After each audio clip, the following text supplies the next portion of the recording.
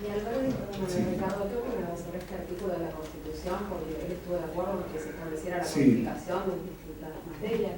No, bueno, él de hecho defendía eso, y como te digo, él decía que el derecho civil argentino estaba en esos artículos del Código Civil. Lo que pasa es que él lo que decía es, esto no genera, digamos, no debe interpretarse de aquí que el Estado tenga la posibilidad o el Congreso de reglamentar los derechos. Digamos, yo consagro estos derechos y para que todo el mundo tenga claro que la gente tiene estos derechos, pero estos derechos no deberían ser reglamentados. Lo único que puede reglamentar el Estado o el Congreso es el ejercicio de estos derechos. Él defendía haber introducido esto y por eso es que también por las dudas le agrega el artículo 28 para evitar confusiones. No pueden, socolor de reglamentar los derechos, alterarlos. Los derechos son absolutos. Pero con la codificación está de acuerdo, pero ahí en ese mismo trabajo donde critica a Belzarfield, también tengan en cuenta que se odiaban los dos, pero más allá de eso, lo que dice la codificación en todo caso, él tenía que justificar porque había puesto la codificación dentro de la facultad, en todo caso debería ser la tarea final del desarrollo del derecho y no la tarea inicial. Lo que dice, estamos empezando a crear un país y me vienen con este mamotreto. En todo caso, dejemos que ande un siglo todo esto y ver qué pasa, y dentro de un siglo hagamos como Justiniano, si ustedes quieren, veamos qué es lo que se puede sintetizar, pero además él pensaba, un código tiene que tener los grandes títulos, no tiene que ser minucioso. Y el tema es que Belzarfield sanciona este código en plena moda de la codificación en el mundo. En Europa competían para ver quién hacía el código más largo, con más artículos, y los propios príncipes contrataban a los mejores juristas porque querían que su código fuera mejor que el del príncipe de al lado.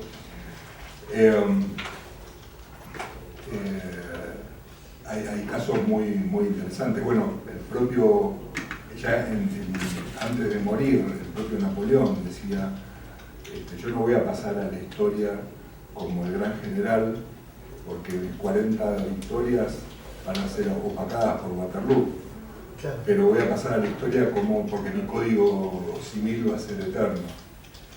Decía que mi código civil es más poderoso que mi ejército. Tiene el Federico II de Prusia, que odiaba a los abogados, sus motivos tendría. Él decía, los abogados solo sirven para hacer gastar plata y perder plata, generan conflictos donde no tiene que haberlos, y terminan enriqueciéndose ellos y empobreciendo a la gente. Por lo tanto, decía Federico II, yo voy a encargar que se redacte un código civil que va a ser tan minucioso y perfecto que no van a hacer falta abogados para aplicarlo. Es decir, cada vez que alguien tenga un conflicto va a tener que buscar la solución en el código y hablar.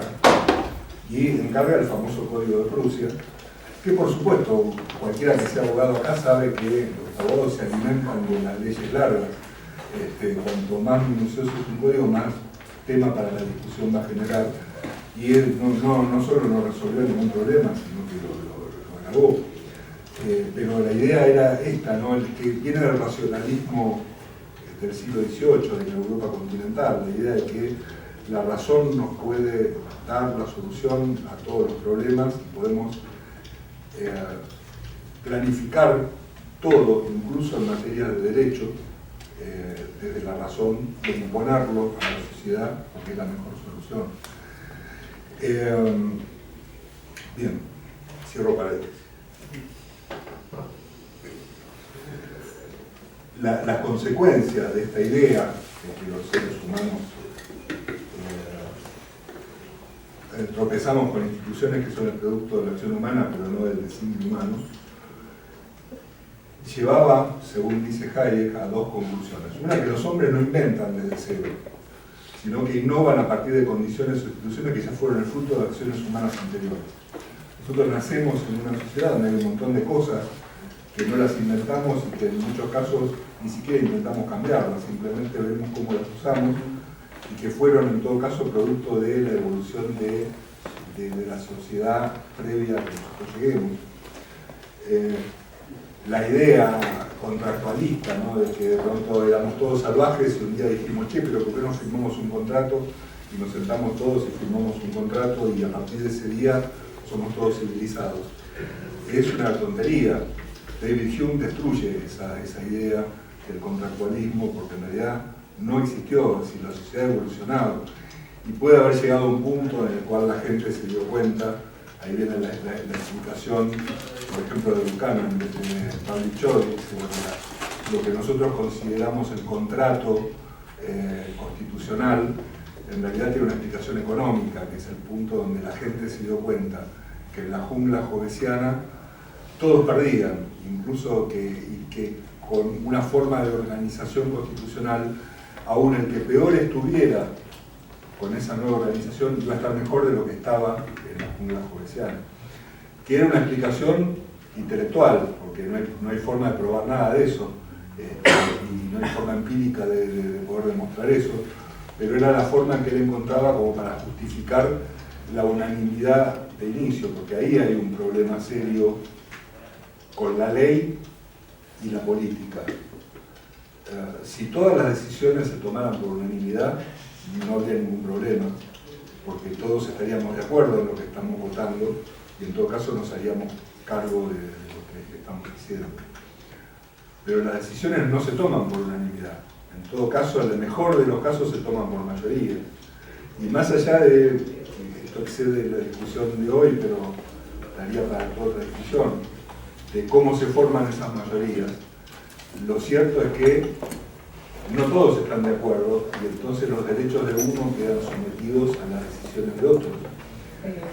Y entonces el contrato constitucional era necesario entenderlo como una decisión unánime. Por lo menos Buchanan decía eso, mire, la regla de la mayoría tiene problemas y no es que el contrato constitucional fue el producto de una mayoría. Hay que probar que fue el producto de la unanimidad. Y la forma que él tenía de probarlo, entre comillas, era explicando que económicamente entrar en la sociedad civil era mejor para todos, hasta para el que peor le fuere va a estar mejor dentro de la sociedad civil, y eso justificaba una suerte de unanimidad. Pero inmediatamente decía, a partir de la constitución del gobierno civil empieza a regir la regla de la mayoría, y ahí ya tenemos problemas. Y el otro tema fundamental que los autores morales escoceses explican muy bien es que la juxtaposición de múltiples planes individuales produce, entre cruzarse, resultados que no necesariamente eran buscados por sus autores. La idea de las consecuencias no deseadas de los actos, que es muy importante y que no había sido tan tenido en cuenta. Nosotros, en la medida en que actuamos, producimos externalidades a otras personas que no las buscamos, pero que pueden generar consecuencias que se pueden internalizar o no. Digo, yo tengo un terreno en una esquina, el terreno lo tengo sin baldío, entonces la gente empezó a tirar basura y se juntaron ratas y empezó a haber mal olor. Y claro, al lado de mi terreno hay un vecino que tiene una casa que padece un montón de consecuencias graves, de olor, ratas y gente rara que se mete en el terreno al lado, que yo no se las estoy provocando intencionalmente, porque mi intención no es perjudicar a mi vecino, simplemente no estoy usando el terreno. Pero en un momento decido venderlo, lo compra un señor y construye una casa hermosa con jardines llenos de flores, y eso le produce una externalidad positiva a mi vecino, que tampoco yo la busqué. Yo no vendí el terreno para que alguien le construya una linda casa a mi vecino. Entonces, permanentemente nosotros tomamos decisiones basados en nuestro propio interés personal, buscando un objetivo determinado, y estamos generando externalidades para el resto de la gente. Y entonces estas externalidades, después se ve con el tiempo que ciertas externalidades han generado reglas que la gente después sigue aplicando, y que de pronto nadie sabe de dónde surgieron, porque en realidad nadie las elaboró de manera intencional, sino que son el producto de esta juxtaposición de las personas. Hay algo muy interesante en el lenguaje, también estoy escribiendo sobre el lenguaje. Piensen ustedes que toda el gran intento que se hizo en el mundo por crear un lenguaje artificial en los últimos tiempos ha sido el Esperanto, que solo lo hablan grupos de personas en cafés y que tienen mucho tiempo libre y que lo hacen, pero que nunca ha sido idioma en ningún lugar del mundo, por más que se haya intentado hacer un idioma que sintetice a todos y que todos un poco lo puedan entender y que esto sea... No, la gente habla en inglés en el mundo. Y en realidad la Real Academia Española, cuando agrega vocablos o significados a las palabras en general, lo que está haciendo es blanquear lo que ya la gente hace, no está creando nada nuevo. Si cuando intenta crear algo nuevo genera problemas y ahí aparecen todos los lingüistas a criticar a la academia. Hay muchos ejemplos de eso, el concepto de inflación es uno de ellos, pero nosotros tuvimos un caso muy interesante en los años 40, pleno gobierno militar, gobierno conservador, ultraconservador, antes de la revolución del 43, corte muy conservadora, un señor que quiere registrar como nombre de fábrica, nombre comercial para una librería, Yacht Club. Venía siendo rechazado por el registro, por el juez de primera instancia, hasta el procurador general. Dijo que la palabra yacht es una palabra extranjera y según la ley de nombres comerciales solo pueden utilizarse o bien nombres propios o bien palabras que hayan sido ya vulgarizadas en el idioma castellano o aceptadas por el idioma castellano. Y la forma de saber si una palabra es aceptada por el idioma castellano es que la Real Academia la incorpore. Y como la palabra yacht no está incorporada, no puede ser utilizada. La Corte Suprema dictó un fallo que es memorable, parece que hubiera sido escrito por Adam Ferguson, donde le dicen, mire, el idioma es lo que la gente habla, no es lo que la Real Academia dice. Y empieza a citar lingüistas del siglo XIX respecto de justamente cómo el idioma evoluciona. Y la palabra yacht es una palabra que todo el mundo usa, que se sabe lo que es, y por lo tanto, pretender que solamente una palabra está incorporada al idioma, porque lo dice la Real Academia, es una pretensión ridícula. Y de alguna manera reconoce esta versión evolucionista del lenguaje, también en ese contexto, ¿no? Y respecto de esto que hablábamos recién,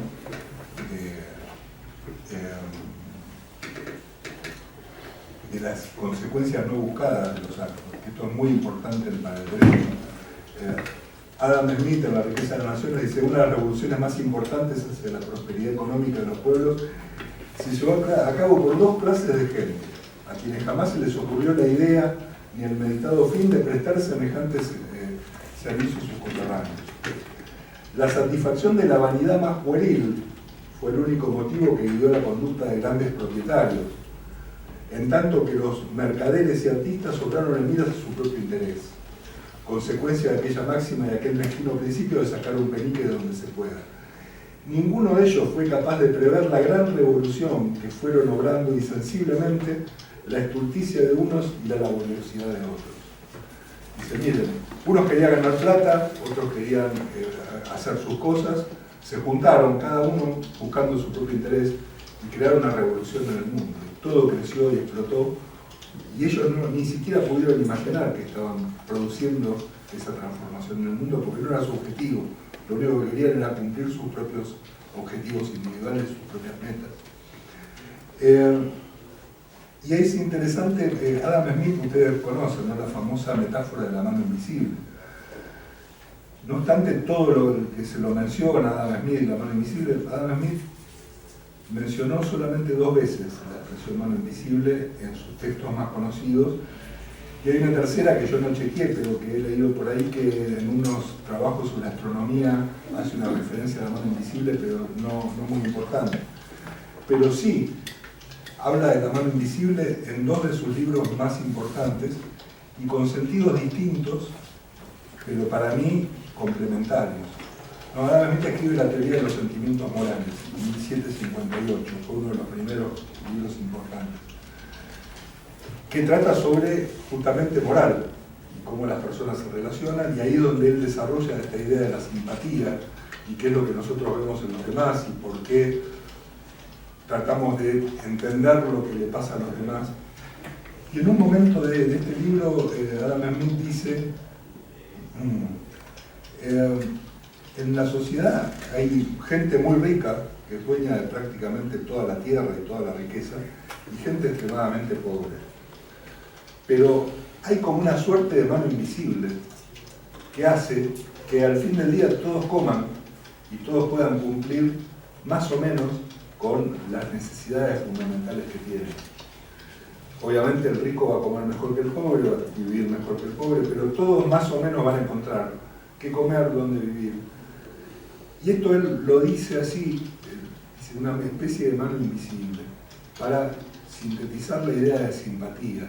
Porque ¿qué es lo que él dice? Y ahí hay como una especie de adelantamiento de la idea de la utilidad marginal mucho después. Lo que está diciendo es que la satisfacción que para el rico supone darle algo de dinero al pobre para que pueda comer, es más valiosa que el valor de la moneda que le está dando para que coma.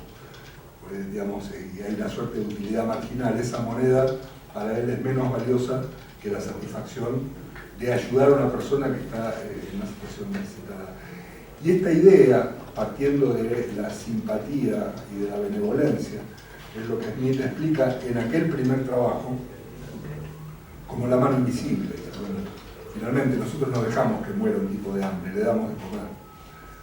Muchos años después escribe La riqueza de las naciones y ya está dando los principios de la economía. Y vuelve con la idea de la mano invisible y dice, bueno, miren, a partir del propio interés individual y del egoísmo y de la búsqueda de las propias metas, cada uno actúa buscando sus propias metas. Y hay como una mano invisible que termina ordenando la sociedad para que cada uno logre hacer los acuerdos necesarios para obtener cada uno su propia meta, aunque no le interesen las metas de los demás. Y entonces utiliza la mano invisible desde un punto egoísta. Durante mucho tiempo se discutió si Adam Smith era un benevolente o un egoísta. Probablemente eran las dos cosas, y decía que son 2 ámbitos distintos. La benevolencia no es antónimo de egoísmo, el altruismo es antónimo del egoísmo, eso podemos discutirlo en otro momento, pero un egoísta puede ser benevolente. Y entonces lo que Adam Smith decía es que por un lado o por el otro, la gente termina organizándose de tal manera que todos logran sus objetivos y todos pueden sobrevivir. Muy importante, o sea, estos son autores que deberían ser más leídos, realmente. Y todo esto, sí. Disculpe, esa idea podría enlazarse con el comentario que hace Adam Smith sobre el placer que puede obtener uno al ver a otra persona estando feliz. Claro, bueno. En un momento habla de la felicidad. En la teoría de los sentimientos morales se desarrolla el concepto de felicidad y esto tiene que ver con la cuestión de la simpatía, ¿no? Es decir, porque Adam Smith lo que te dice es, uno no se puede poner en la situación de otro. O sea, yo no puedo sentir como sentís vos, porque cada uno siente como siente. Lo único que yo puedo es tratar de imaginar qué sentiría yo si estuviera en tu lugar. Y entonces, al darme cuenta que yo estaría sufriendo un montón si estuviera en tu lugar, me hace el sentimiento de simpatía. Decir, bueno, a mí no me gustaría sufrir y por lo tanto no me gusta que el otro sufra. Y por el contrario, si el otro está feliz, en realidad lo que yo estoy viendo es que yo también podría sentirme de la misma manera, o cómo me siento yo cuando me siento feliz. Entonces ahí es como ese espejo es el punto de partida después de estas relaciones individuales que terminan generando costumbres, como decíamos hace un rato, y que terminan generando normas, si ustedes quieren, normas consuetudinarias. Pero todo parte de ahí. Para rápidamente terminar con esta primera parte y después meternos bien con el derecho,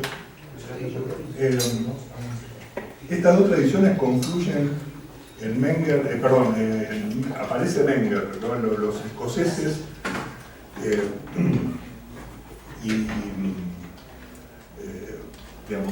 empiezan una tradición que pasa después por Savigny, el derecho del siglo siguiente, por Henry Maine en Inglaterra, y llegan hasta Carl Menger. Carl Menger, el creador de la Escuela Austríaca de Economía, tiene dos influencias fundamentales que pueden verse en su primer libro principal, El principio de economía política. Él tiene, por un lado, la influencia de esta idea de los escoceses del orden espontáneo, que es muy claro, y Menger lo desarrolla. En cuanto a la sociedad, cómo se producen los intercambios en la sociedad y cómo se crean las instituciones y todo lo demás. Y la otra gran fuente de Menger, a diferencia de Smith, es la idea del valor subjetivo en economía, que la toma fundamentalmente de los escolásticos españoles. La Escuela de Salamanca, que luego también hubo algunos autores como Cantillon en el siglo XVIII, Turgot, que también la desarrollaron. Galliani y Genovesi, que eran dos abates napolitanos también del siglo XVIII que tuvieron su influencia en Buenos Aires, pero eso es tema para otra discusión, pero que Galliani sobre todo es muy reconocido y que también es mencionado por Menger. Toda esta gente decía, mire, el valor de las cosas no es intrínseco ni es objetivo, el valor de las cosas es producto de cómo cada persona valora en un momento y un lugar determinado respecto de una interacción determinada y según su propio código de valores, y eso puede cambiar al día siguiente, o sea, no es nada permanente, y por lo tanto las valoraciones son individuales. Para los subjetivistas esto no es contradictorio con la idea de Gramsci. La idea subjetivo aquí se utiliza como sinónimo de individual, cada persona valora, que es lo mismo que decía Rand. Pero a partir de la confluencia de estas dos ideas, cada persona valora individualmente, y en el intercambio de valoraciones es lo que produce instituciones y reglas y todo lo demás. La escuela austríaca comienza a desarrollar algo que comenzó siendo una escuela económica, pero que terminó siendo una escuela sobre la sociedad en general, que no debió haber sido circunscrito exclusivamente a la economía. Claro, aparece Menger en la segunda mitad del siglo XVIII con todas estas ideas. Austria, Viena, era una caldera de ideas, ¿no? Una cantidad de gente brillante en todos los ámbitos de todas las ciencias, no solo sociales, sino ciencias en general, empiezan a desarrollar todo esto, pero en el mundo aparecen habían otras dos influencias bastante malas respecto de esto. Una era el racionalismo, que ya venía del siglo anterior, que es lo que hablábamos hace un rato rápidamente, así hacemos un breve. Esta idea de que de la razón se puede deducir todo, entonces busquemos a los grandes científicos que nos digan cómo tienen que ser las cosas y todo tiene que ser así. Esto tuvo una gran influencia en la Europa continental, pero no en el mundo anglosajón, y mucho menos en Escocia. Si la Ilustración escocesa desarrollaba la idea del orden espontáneo, mientras en la Europa continental, en Alemania, en Francia, se quería organizar todo y reglamentar todo desde la ciencia, porque todo científicamente se podía lograr. Y una de las cosas que generó el racionalismo en Europa fue además dividir cada vez más las ciencias.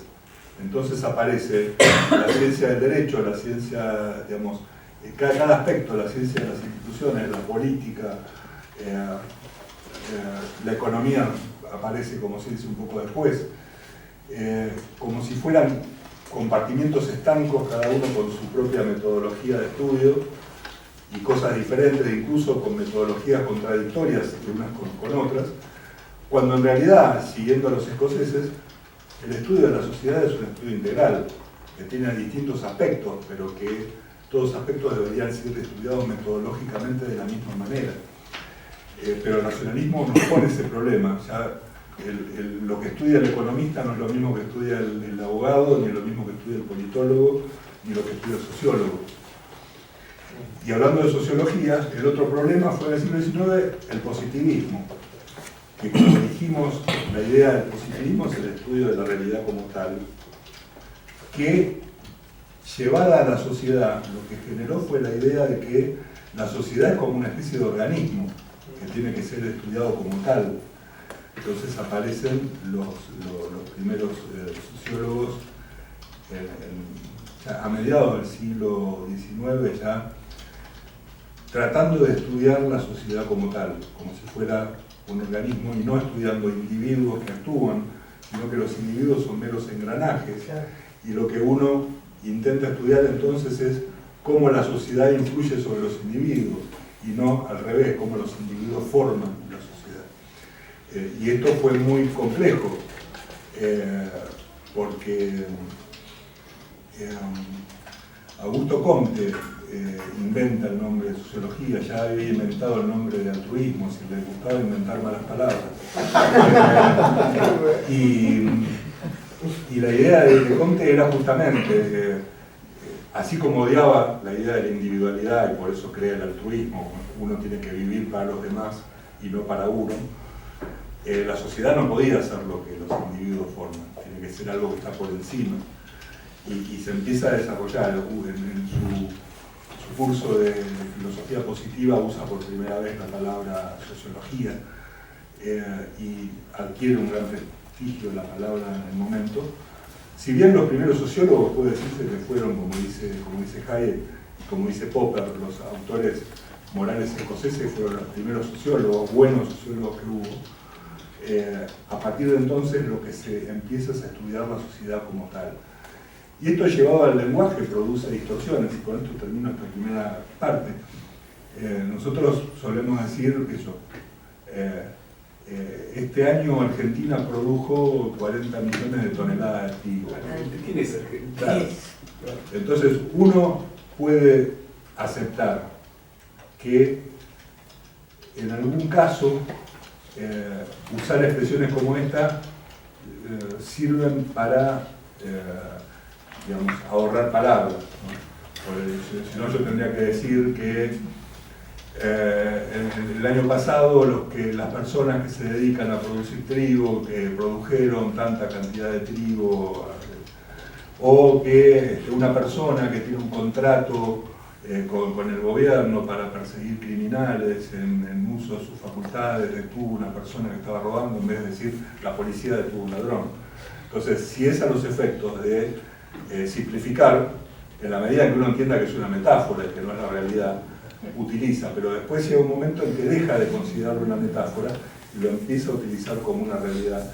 Y terminamos colectivizando el lenguaje, y esta idea positivista de que la sociedad es algo distinto a nosotros y superior a nosotros, lo terminamos aceptando en nuestra forma de hablar diaria, porque permanentemente estamos usando conceptos colectivistas. Los propios liberales lo hacen. No, perdón, está como en la raíz de la comunicación política, por eso se usan muchas entelequias y se hace a propósito, por ejemplo, el campo. Como decimos, el campo, ¿qué es el campo? Pues la gente dice, la gente hace. Es que el problema es que la política es una entelequia. Eso Sí, lo podríamos para la próxima reunión, pero es un problema, sí. ¿El lenguaje positivista se puede considerar como marxismo cultural o es algo que ya se viene a Sí, el problema es que la expresión marxismo cultural ya se ha utilizado para tantas cosas.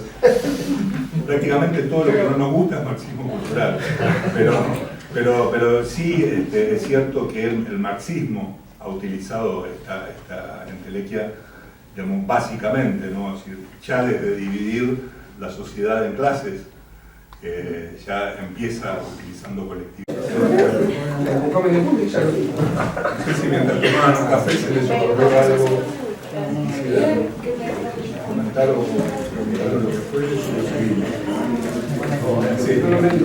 Cuando usted había mostrado esa diapositiva donde pasaba de algunas ideas que estaban, creo que en griego y después se pasa a latín, hay una que se perdió, que era la de mono, creo, no, sí, que era acuerdo.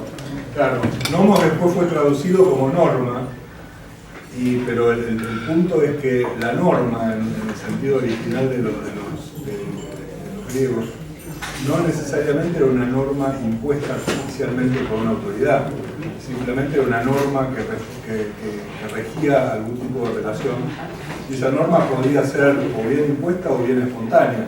Esa diferencia de que no todo lo humano es artificialmente establecido es lo que se perdió en esta transición. O sea, los griegos tenían claro que había cosas que son órdenes espontáneos donde los humanos no participan de ninguna manera, y hay otros órdenes donde participan los humanos, pero no necesariamente son órdenes impuestos por una autoridad o por un reglamentador. Hay de esos y también hay de otros que surgen espontáneamente, y esa espontaneidad, ese orden espontáneo, es el que recuperan de algún modo los autores escoceses que mencionábamos recién. Y ahí es donde dice Hayek, interviene esta tercera categoría que había quedado perdida en el tiempo, de órdenes que son producto de la acción humana, pero no del designio de ninguna persona en particular o del grupo particular. Y tomando como base esta idea, ¿no? La economía, como decíamos, sobre todo a partir del impulso que le da la escuela austríaca a fines del siglo XIX, empieza a tomar el individualismo metodológico como herramienta de análisis. Y entonces empiezan a estudiar primero la acción humana, la praxeología. Como le decía, Mises rescata ese término praxeología para entender esto. El valor subjetivo como valor individual, ¿no? Tener en cuenta que las personas valoran cada una en un contexto determinado lo que quieren. Y en ese contexto la economía tuvo un desarrollo teórico muy bueno desde el individualismo metodológico. Tanto Mises como Hayek explican que la economía, si bien fue la ciencia social más reciente, porque piensan que recién con los marginalistas en la segunda mitad del siglo XIX, ya cuando el derecho tenía mucha evolución y además, recién ahí la economía empieza a estudiarse con algún mayor rigor científico. Pero dicen, a pesar de que es de la más nueva de las ciencias sociales, es la que mayor desarrollo teórico ha tenido, dicen Mises y Hayek. ¿Por qué? Porque precisamente se las ha estudiado desde el individualismo metodológico, desde la praxeología, elaborando una teoría del valor, elaborando el estudio de la oferta y la demanda a partir de la acción individual. Y todo esto permitió ir descubriendo mecanismos de cómo interactúan las personas.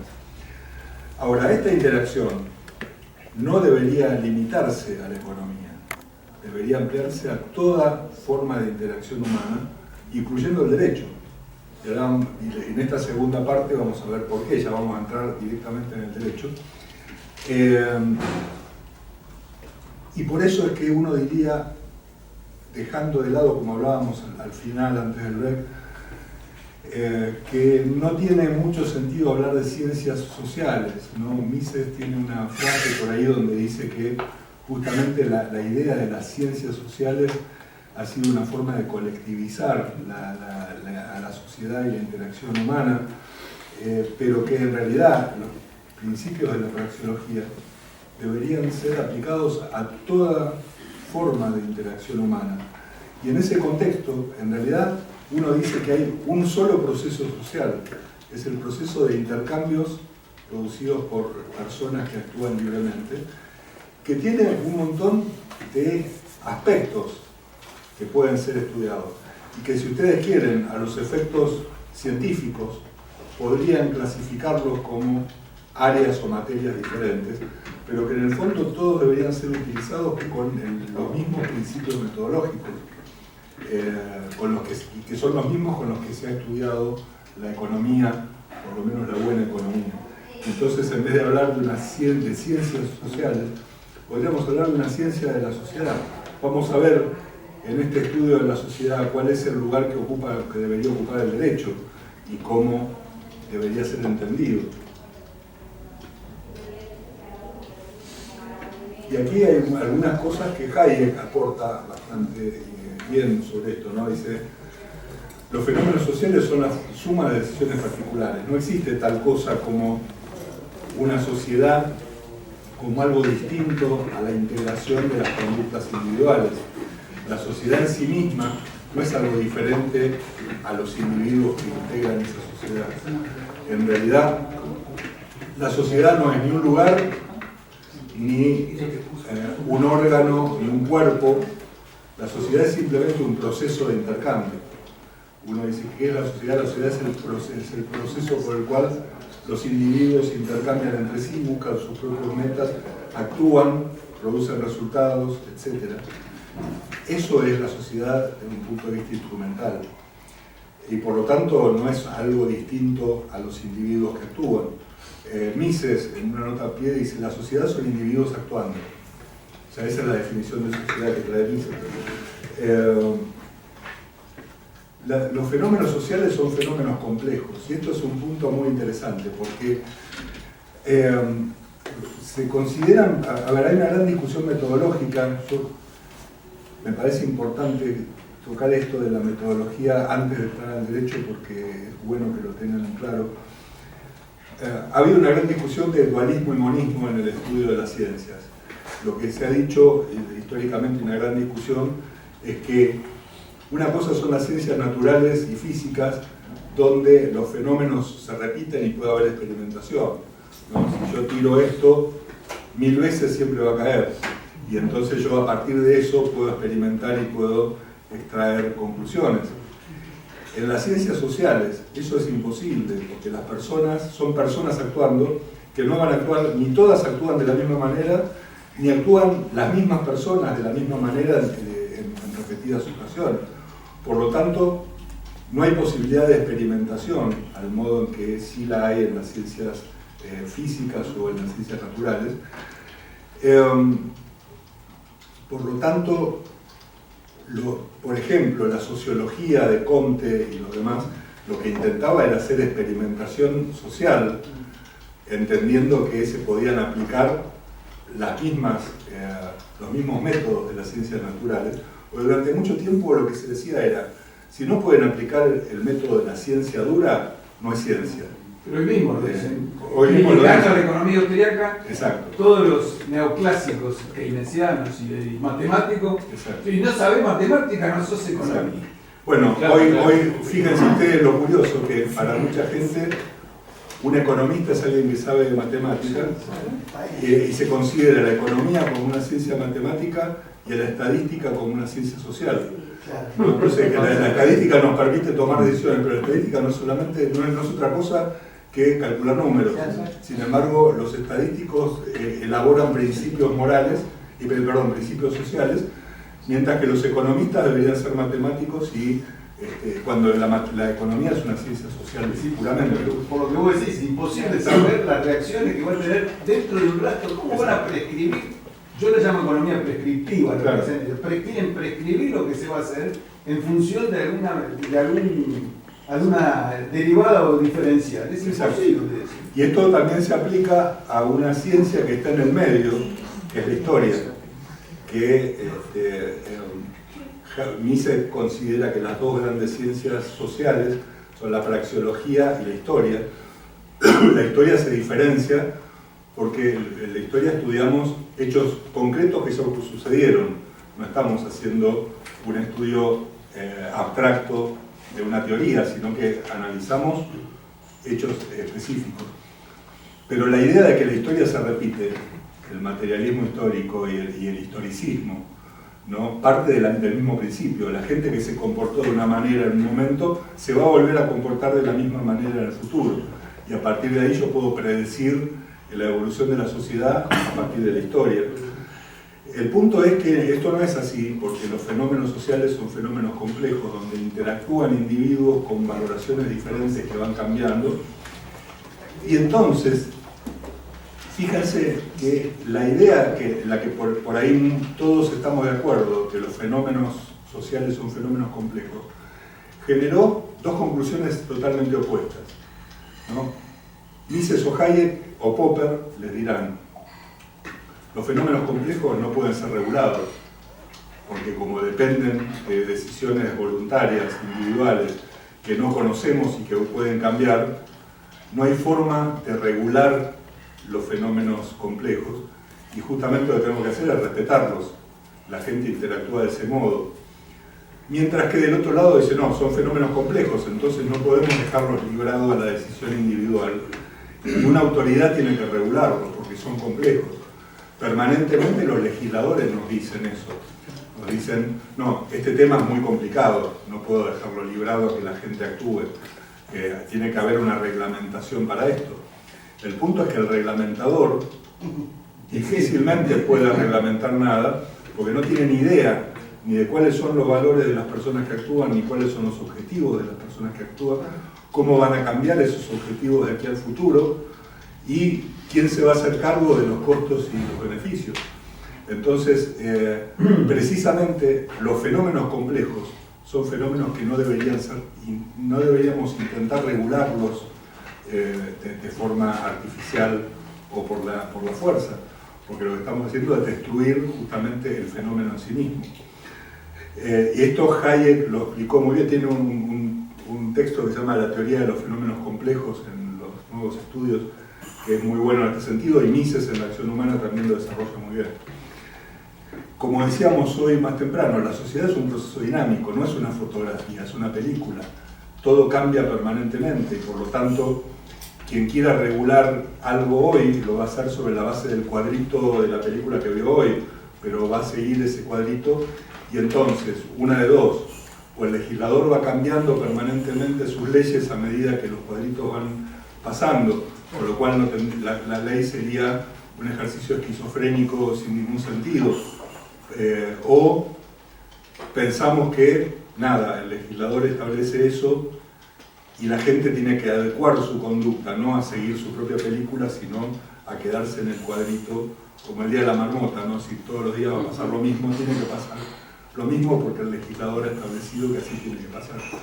O simplemente decir, miren, basta de legislación y que cada persona actúe como quiera y que en todo caso, como vamos a ver ahora cuando pasemos al fondo del derecho, que alguien resuelva los conflictos y que cada uno actúe como quiere.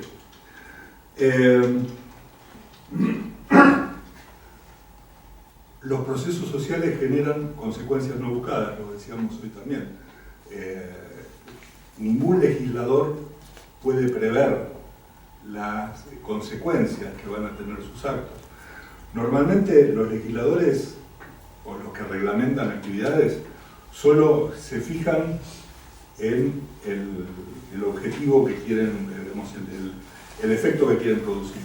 Quiero beneficiar a tal sector a costa de tal otro sector.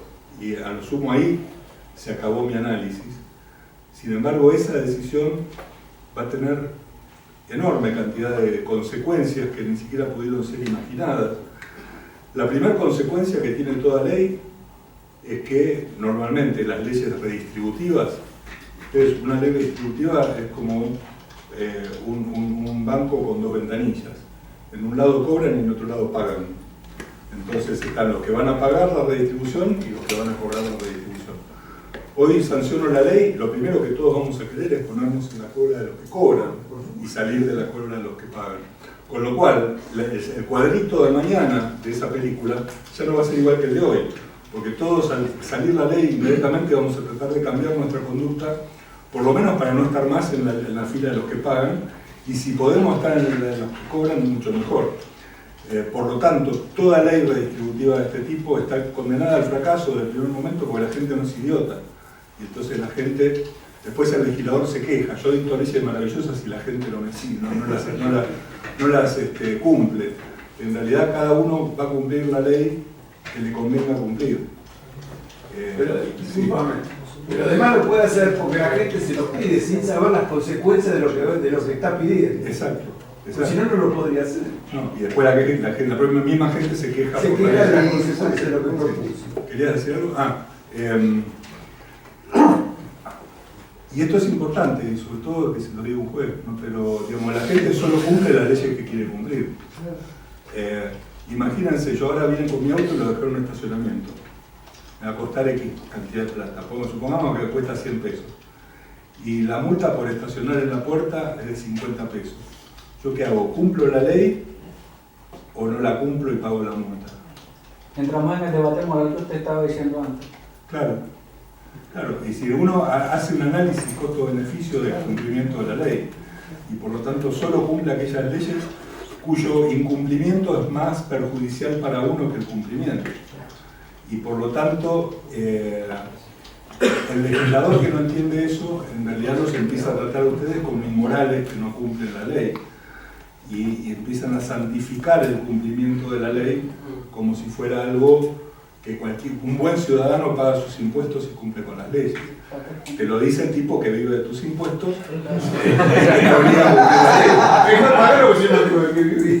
Entonces, el punto... Según la amiga Zuleta Pusey, decía que estamos así por la gente que tiene tanta cantidad de plata en los colchones. Pero claro, le pregunten por qué la gente tiene tanta plata en los colchones y no la invierte. Sí. No, el mismo ejemplo es la multa por ir a votar, por ejemplo. Claro. Entonces no, va por amparo de que es un deber cívico, que la fiesta de la democracia. Yo la tuve que pagar una vez porque el distrito donde vivo, que es kirchnerista, para renovar el registro me pidieron el... ¿Ah, sí? Sí, así que la tuve que pagar. Yo simplemente intento no votar. Eso sí. Pero bueno, me salió conozco que en la sumación, sí, yo lo publiqué en Facebook, muy enojado, y todos me dicen lo mismo, en Capital no pasa, bueno, a mí me la cobran. Pero la sumatoria, eso fue en el 2015, la sumatoria de la... Pero el gobierno kirchnerista tendría que estar contento que no fue a votar, porque hubiera votado en contra. Fue en el 2015, sí, claro.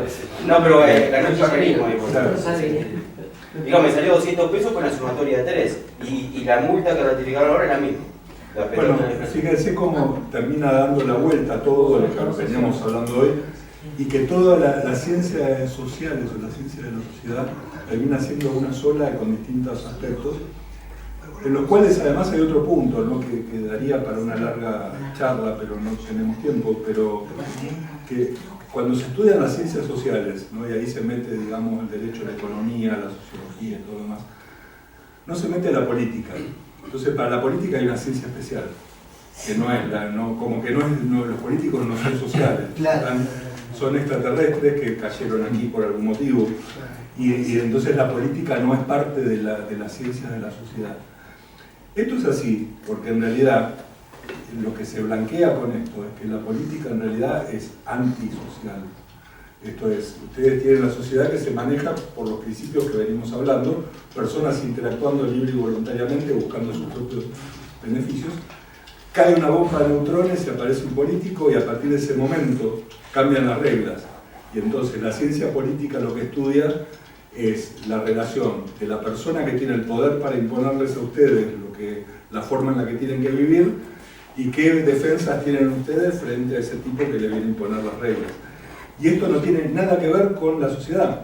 La sociedad se maneja de una forma totalmente distinta y por eso aparece la ciencia política como si fuera ciencias naturales o ciencias físicas o cualquier otra rama que no tenga nada que ver con las ciencias sociales. Esto es muy curioso porque normalmente ningún político les va a aceptar que ellos no se manejan por las mismas reglas que se maneja la sociedad. Al contrario, lo que le van a decir es que no podría existir sociedad si ellos no estuvieran para fijar las reglas. Pero es muy, muy interesante. Y bueno, obviamente es un orden espontáneo, como habíamos dicho. Y fíjense, yo les decía, muy rápidamente, así entramos al derecho.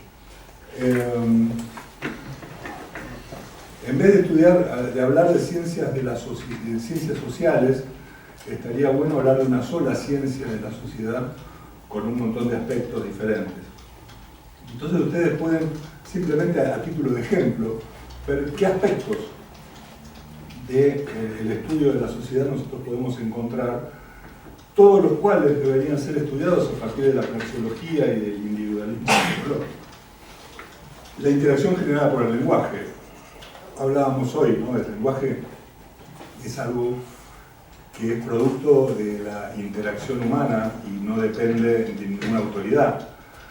El otro día leía un artículo muy bueno en un diario español del hijo de Julián María, que es otro filósofo muy bueno, que explicaba de cómo esta idea de la Real Academia Española, que intenta no forzar conceptos para meterlos en el diccionario, sino que discute mucho que el concepto ya esté de algún modo aceptado por la gente antes de blanquearlo, cómo este proceso ha sido sustituido por las corporaciones políticas. Y entonces tienen los ayuntamientos de distintos lugares imponiendo, por ejemplo, el lenguaje inclusivo. Y entonces a partir de hoy todos los documentos oficiales se van a escribir con X o con E o con lo que fuere, porque lo dispusieron 6 de los 8 miembros de la Junta X y obligan al resto de la gente a modificar el lenguaje. Pero el lenguaje es un lenguaje que probablemente sea una de las herramientas más importantes de la interacción humana, porque todo lo demás no existiría si no nos pudiéramos comunicar. No es producto de ninguna autoridad, no es producto de ningún reglamento, ni siquiera la autoridad que nosotros reconocemos. Yo les recomiendo mucho, Joaquín, Juan Manuel Gutiérrez, en el siglo XIX, José María Gutiérrez, escribió, la Real Academia Española lo invita a integrarse como académico argentino, y él declina. Y él declina diciéndole, no, mire, el idioma es algo totalmente evolutivo, yo creo que ustedes no deberían existir y dejar que la...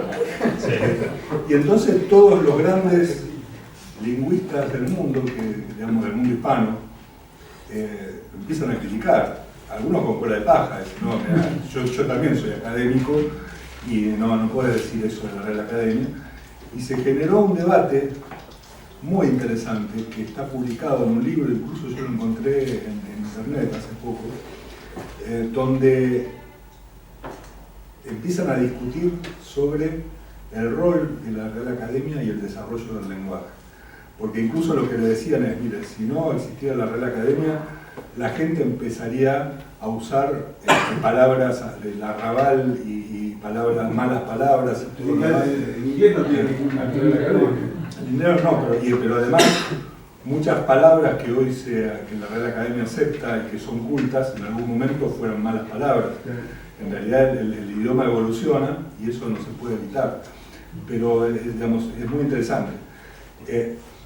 Las relaciones nacidas del intercambio de valores, costumbres y normas, un poco lo que hablábamos hoy de cómo interactuamos con los valores, lo paso por arriba porque vamos a volver a esto cuando hablemos de derecho especialmente. Las relaciones nacidas del intercambio de conocimiento. Dice Hayek, el mercado no es solamente un proceso de intercambio de bienes y servicios. Intercambiamos conocimiento e intercambiamos valores también. De modo que hay un texto de Hayek muy bueno, El uso del conocimiento de la sociedad, donde Hayek explica cómo el conocimiento está disperso. Cada uno de nosotros sabe mucho de algo, casi nada de todo lo demás. Pero de lo que cada uno sabe bastante y sabe mucho más que el resto. Con lo cual yo ponía el ejemplo, acá creo que está puesto, como si Paul Krugman fuera a comprar pescado en el puerto de Guayaquil, tendría que ir a buscarlo a Juan, que es un pescador analfabeto, pero que sabe exactamente qué pescado comprar y a qué precio. Y él, que es premio Nobel de Economía, no tiene la más remota idea. Entonces, el punto es que todos nosotros somos buenos o tenemos mucho conocimiento de algo y casi nada de todo lo demás. Hay algo muy interesante porque hay una tendencia, y yo estoy trabajando en un tema porque a medida que pasa el tiempo y que los liberales responden a los argumentos más brutos, aparecen los argumentos más elaborados y más sofisticados.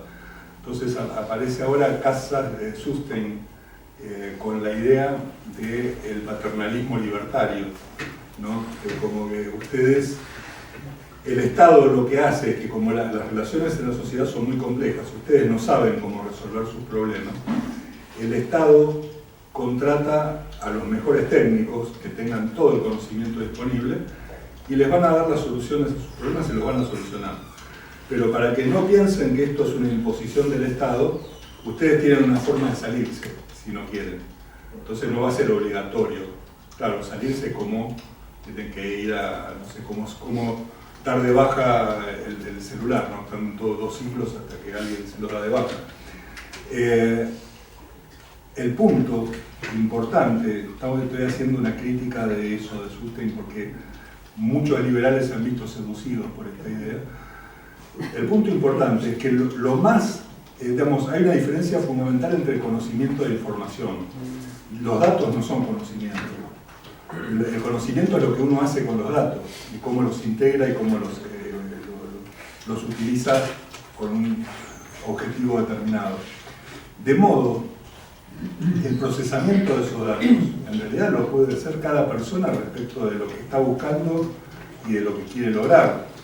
No puede haber una solución única, como hablábamos hoy de la maximización de la utilidad. No hay una solución única que un grupo de expertos nos pueda dar a todos que sea la mejor forma de tomar una decisión. Cada uno tiene objetivos diferentes.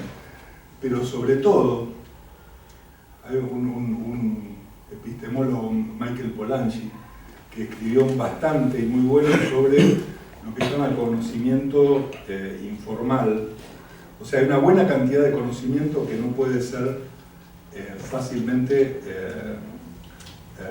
digamos, pasada a los demás o absorbida. Es decir, mucha de la cual, por ejemplo, tiene que ver con la experimentación o la experiencia. Es decir, ustedes pueden agarrar a su hijo y explicarles cómo se maneja un automóvil. Entonces le explican toda la teoría.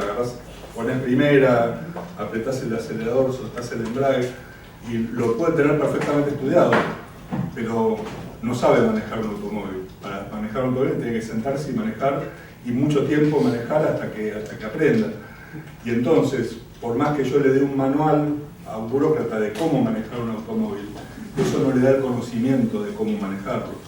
Entonces hay una gran cantidad de conocimiento que normalmente es despreciado por los reguladores, que es el conocimiento informal o personal sobre aspectos vinculados con arte, con profesiones, con determinadas actividades que la gente realiza, que esa, por un lado, normalmente ni es transmitida porque no es formal y tampoco podría ser asimilada, lo que requiere otro tipo de habilidades. De modo que esa información, que es vital para la toma de decisiones, la tiene cada uno de ustedes. No la puede tener ni el más experimentado de los reguladores. Entonces, ahí hay un tema, y acá es donde viene el mercado del conocimiento, ¿no? Lo que decía Hayek, que es cada uno de nosotros sale a buscar el conocimiento específico que necesita para tomar una decisión. Ese conocimiento está ahí dando vuelta, y hay un mercado de ese conocimiento donde uno lo va a buscar. Normalmente lo consigue gratis, pero a veces tiene que pagar, pero está ahí. Cada uno de nosotros tiene una parte.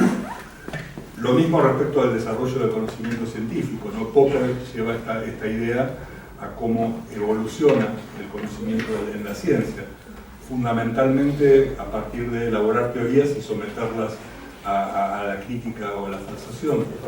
Y la medida que mi teoría sobreviva a las críticas más grandes, va a tener mayor verosimilitud.